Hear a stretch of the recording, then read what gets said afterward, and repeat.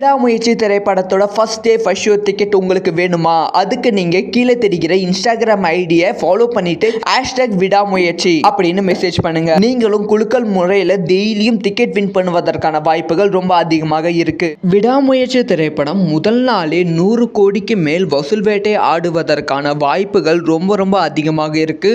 அந்த மாதிரி ஒரு விஷயத்த லைக்கா நிறுவனம் பண்ணியிருக்காங்க. இதை பத்தி ரொம்ப டீட்டெயிலாக தான் பேச போகிறோம். அதாவது விடாமுயற்சி திரைப்படம் பொங்கலுக்கு ரிலீஸ் ஆக வேண்டியது, ஆனால் பொங்கலுக்கு ரிலீஸ் ஆகாமல் தள்ளி போய்விட்டது. அதுவே ஒரு நல்ல ரீசன் அப்படின்னு தான் சொல்ல வேண்டும். ஒரு நல்ல ஒரு காரணத்துக்காக தான் லைக்கா நிறுவனம் விடாமுயற்சியை தள்ளி வச்சிருக்காங்க. ஏன்னா ஒருவேளை விடாமுயற்சி பொங்கலுக்கு ரிலீஸ் ஆகியிருந்தால் கண்டிப்பாக விடாமுயற்சிக்கு 400 ஸ்க்ரீன் தான் கொடுத்துருப்பாங்க. ஏன்னா வணங்கான் திரைப்படம், மதகஜராஜா, கேம் சேஞ்சர் இந்த மாதிரி பல திரைப்படங்கள் ரிலீஸ் ஆகி நல்ல வசூல் கொடுத்தது. அதனால் 400 ஸ்க்ரீன்ஸ் கொடுத்துருப்பாங்க. வசூல் ஒரு 50 இல்லை 45 அந்த மாதிரி வசூல் தான் இருந்திருக்கும். ஆனால் இப்போ ரெட் ஜெயின் நிறுவனம் அஃபிஷியலாக விடாமுயற்சி திரைப்படத்தை ரிலீஸ் பண்ண போகிறது. இதுக்கான அஃபிஷியல் கன்ஃபர்மேஷனும் வெளியாகிவிட்டது.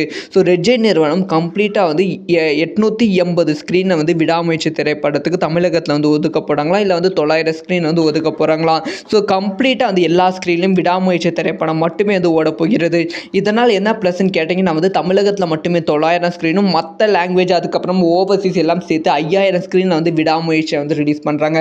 அதனால் ஃபர்ஸ்ட் டே மட்டுமே 100 கோடிக்கும் மேலே வசூல் வேட்டையை ஆடுவதற்கான வாய்ப்புகள் ரொம்ப ரொம்ப அதிகமாக இருக்குது.